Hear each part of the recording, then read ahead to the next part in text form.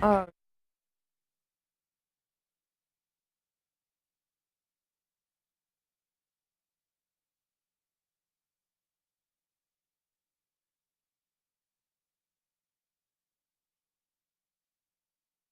One, two, 1, 2.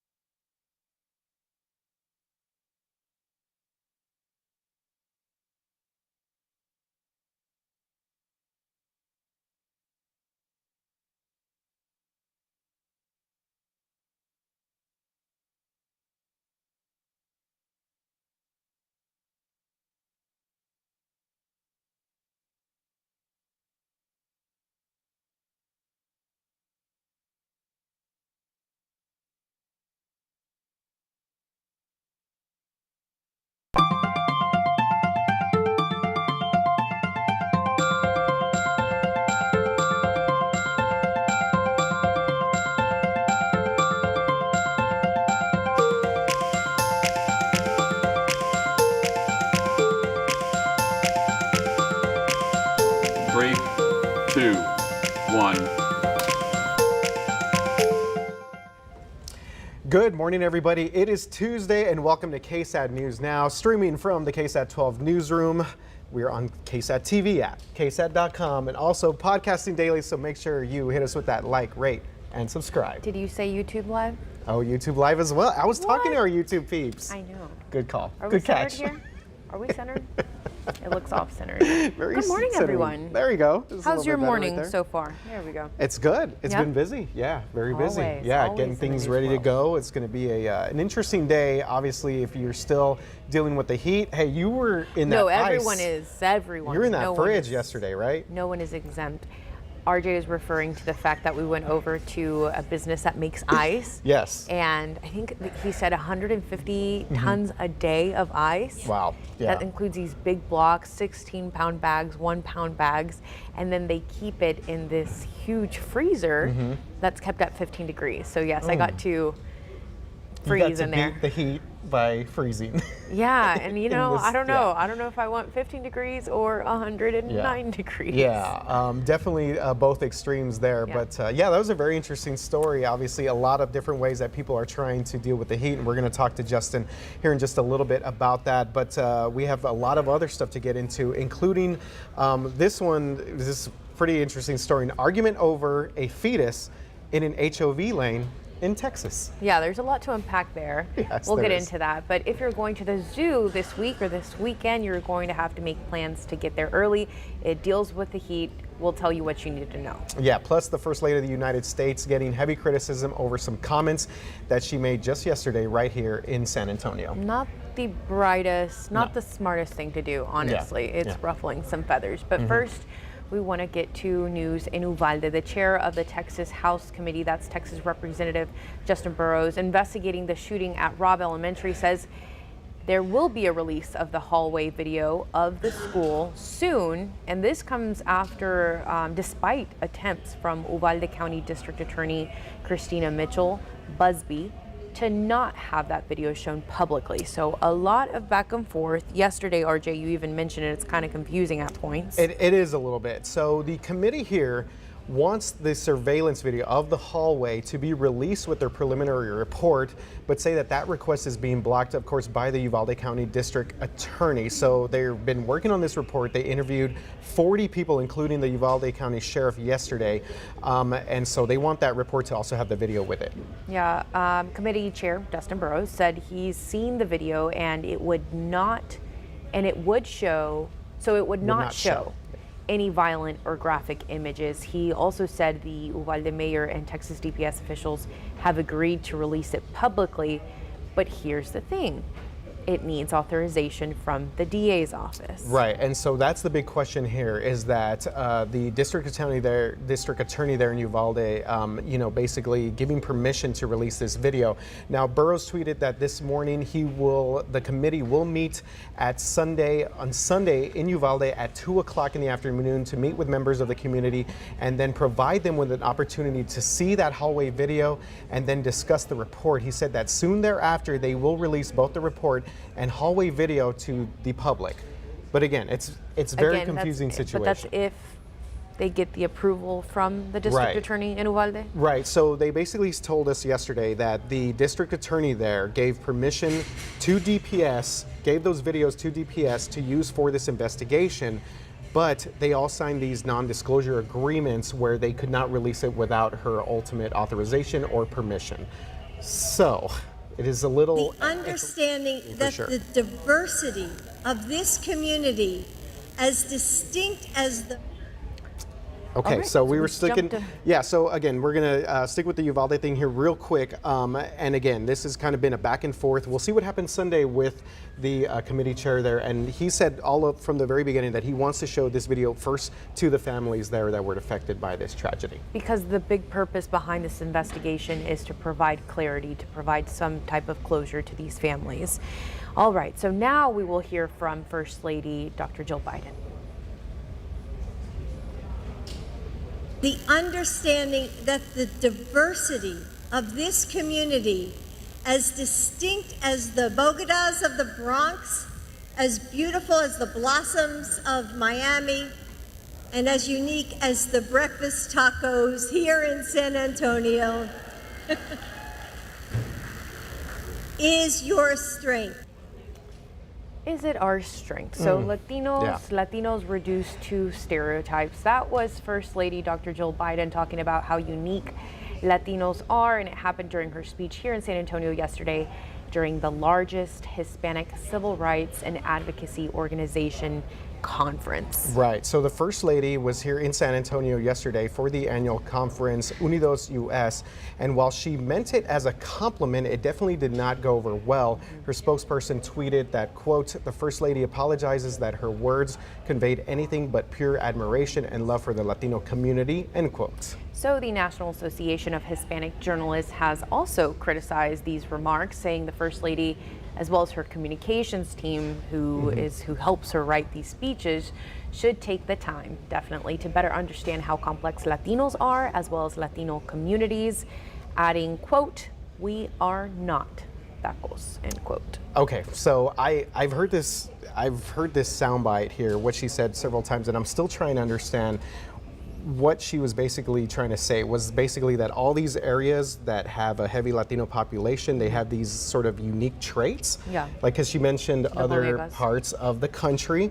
So I don't know if that was just trying to associate with, well, tacos here is something that obviously food and, is part of our culture.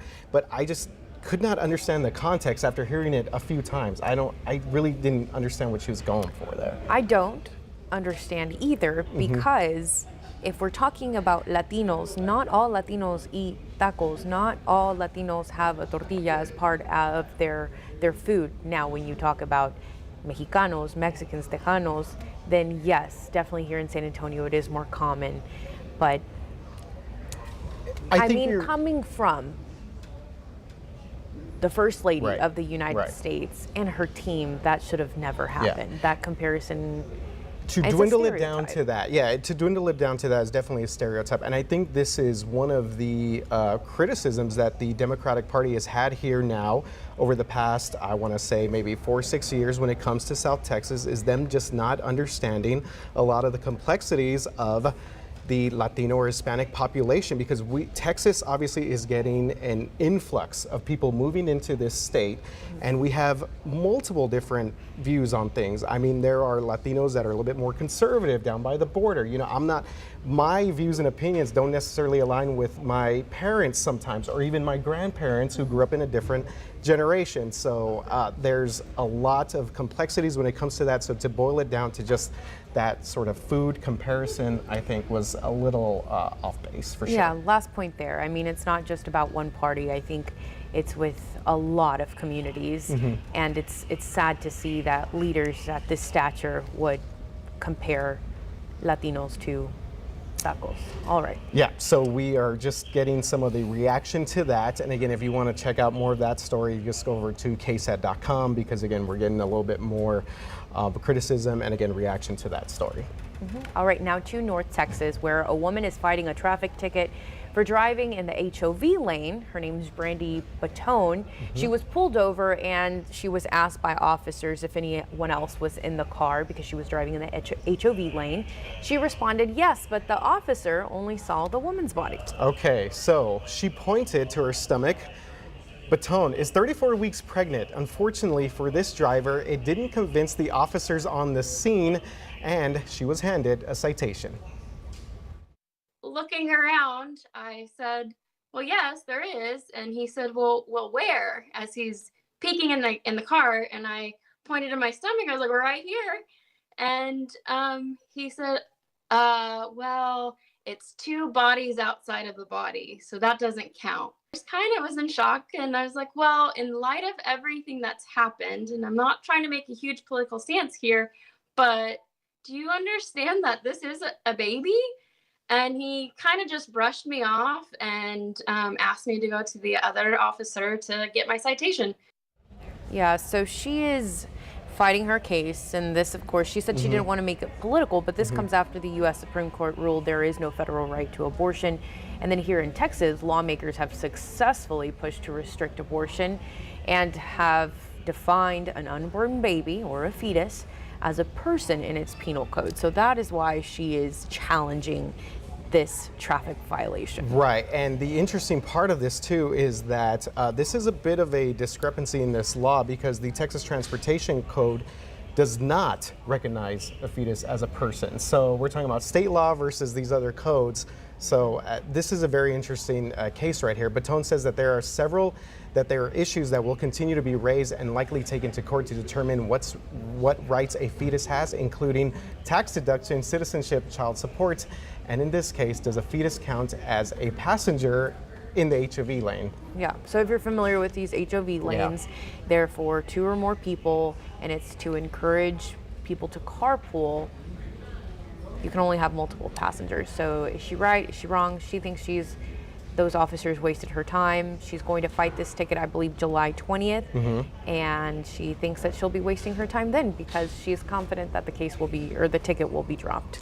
Yeah, so that'll be an interesting one, because this is like the first, I guess, situation that gets more attention. I think this has gotten national attention to this point of, was this woman correct? Is she right? And it brings in a lot of different discussions, including the abortion debate that we've been talking about for a while.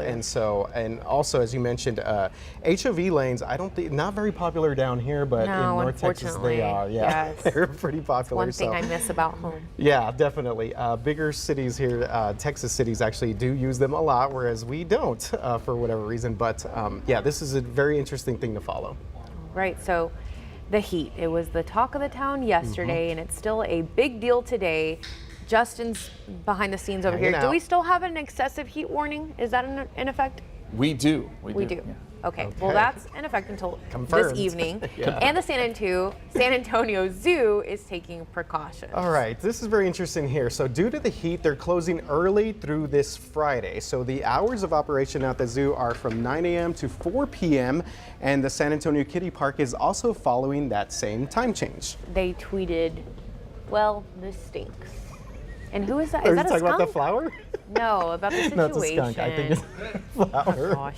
If you have plans for the weekend, according to the San Antonio Zoo, hours Saturday and Sunday will remain the same. So it's just for the remainder of this week where they're closing a bit early because it is hot, hot, hot. Yeah, and we were thinking before we went on KSAT News Now if this has ever been done. So obviously this was done during the freeze, everything shut down then. And of course during the early part of COVID, I believe they shut down the zoo, but Tim Morrow, the CEO there, reached out to me and said that not that he's ever heard of that this has ever been done because of the extreme heat there. So all I gotta say is that Timothy must be protected at all costs. I know, you mentioned that. Timothy there. And who will? Thank you, Justin. Timothy, that's the It's the hippo, man, yeah. Right, yeah, for sure. Protect All Timothy at all costs. But for Timothy at least has Timothy. a way to cool down. He can get in this The little water. water, yeah. Yeah, I mean, I think the poor animal's probably suffering just like we are. Yeah. And I was remarking at the 9 a.m. that 95 to like 100. We're just kind of used to that around here. Yeah. You can't really tell the difference. But yesterday, you could tell. Oh, When you yeah. walked outside, it was like you opened an oven and it was just. Yes, that's exactly what it felt like. It was. I've got some Great good news on that front because I think it's going to be a little bit cooler today. One thing that's helping us out as I look out the windows, we're seeing some cloud cover. Every little bit helps. That should keep temperatures down a few degrees. I And think there were this some afternoon. sprinkles. Yes, on some my windshield. rain. We've had rain on the radar, which is exactly what we want to see. Some good rain around Elmendorf a little bit earlier this morning. Those showers have pushed south and west. We're now seeing some new development. There's a little piece of energy working through east to west, but we're seeing some new development out near Hondo along Highway 90, parts of Bandera County as well. These are quick moving showers and storms, won't produce much rain, but they're bringing cloud cover with them, and that, again, should help with temperatures. You see the clouds are starting to move out of San Antonio, so temperatures will get warmer here over the next couple of hours. But as we get into the afternoon, we could see more showers and storms developing, kind of that pop-up stuff like we've seen the last couple of days, and so that could help as well. Temperature-wise, we're at 88 degrees at the airport, 91 Helotes, 88 Bernie Stage. If you remember yesterday at this time, we were well into the 90s. So this is the difference that those clouds are making. 90 Castroville, 87 right now in Hondo. Forecast high temperatures today, we're thinking 103, maybe. Although if these clouds stick around any longer, we can drop this temperature even more, maybe 101, 102. Still think we get up to 100 today. Some places in the hill country, a little bit below that mark, but in general, a quote-unquote cooler day. The forecast does show some of those showers moving through early, and then by 4 or 5 o'clock, we should see some storms in the hill country. A few of those could try to make their way down into San Antonio by the evening hours. And we'll have another small chance coming up tomorrow, although I think tomorrow a little less of a chance, and we bump temperatures back up to around 104. 100 Thursday, 20% chance of rain, 100 Friday, triple digits this weekend. I am holding out some hope next week. The latest computer models are pushing the high far enough west to where we bring in some energy on Monday that could bring some showers and storms or maybe cool us down a little bit. We want to get below this 100-degree mark. We're putting together this crazy stretch. It's now, if we get to 100 today, it'll be 12 days in a row of 100 or above. Yikes. Yesterday was tied for the 5th hottest temperature all time, San Antonio. We're on pace to be the hottest July on record after setting the record for hottest June and May. I could go on. The records are just tumbling left and right. It'd be nice if we could set a record of like coolest day this summer. That would be nice. What would be the low for that? I know this is just off the top, but like what would, for this time of year, I mean, what would we average, low temperature be like mid-80s or something? We average in the 90s, yeah. Okay. If we got a day in the 80s, it typically takes like tropical weather, right? Okay. So like you have to rain all day with clouds, and that could keep temperatures in the 80s all day, and that might set a record. Yeah. But one can only hope for that at this point. Yeah, saw that rain a little bit as I was driving in, and it was, it was a good moment there. Very nice. Had a moment with the rain. You had a moment. Yes, didn't last too long. Get the dust off the windshield wipers, huh? Yeah, a little bit. Yeah. Yeah. Well, thank you very much, Justin. Real quick, Justin, yes. Did you see the Spurs' new uniforms? I did. They're old school. I like it. Okay, there we go. Me too. I like them too. Although I really love the Fiesta colors, so I'm a little torn. It was tough to beat that. I think they were going to be, no matter what, it was going to be tough to beat it. So talking about bringing the heat here, the Spurs' new alternate uniforms got quite a response from fans. Most love it. Most do love it. Yes. So RJ asked people on Instagram what they thought of the Spurs' new look, and here were some of the responses. Yeah, so a couple of them here, so we pull it up. Hold on, I'm pulling this Oh, up we on should the have been fly. Yes, prepared, sir. I'm pulling this up right now as we speak. Okay, remember so that most these are the people ones- oh, are okay, very you got excited it? about this. Okay, here we go. So Big Mike said that they are classic, clean, strictly business. And then the real chef, Willie Velasquez, former neighbor, shout out to him, love them, but they should have been released when the Big Three was here. He makes a good Oh, point. we can't live in the past, Chef. Well, we Come are on. kind of with these jerseys a little bit. Noah Lopez said, nah, they're all right. He didn't say meh, he just said all right. I made that up. And then Tara Katani said, these are fire, baby. These are fire with the heart emoji eyes at the end. Yeah, and so those were just And then some of I the replied responses. too, and I said, Oh, love, Lord. Yeah. love these. Yes. Yeah, so this classic edition of the uniforms is a way to pay homage to the team's 50-year legacy, and they're looking forward to the next 50 years. That's right. So these were the jerseys they wore in 1973 when they moved from Dallas to San Antonio. So the iconic uniform was made popular by Spurs legend, the Iceman, we could use some of that right now, George Gervin, in the historic Hemisphere Arena. So this new uniforms comes after the Fiesta-themed uniforms that Justin mentioned, and those were from the past 2 seasons. They were. And it was going to be tough to beat those. But I do like this. I like the throwback look. Very clean. It says San Antonio on it. I like There that it is no says- jersey that says San Antonio right now except for this one.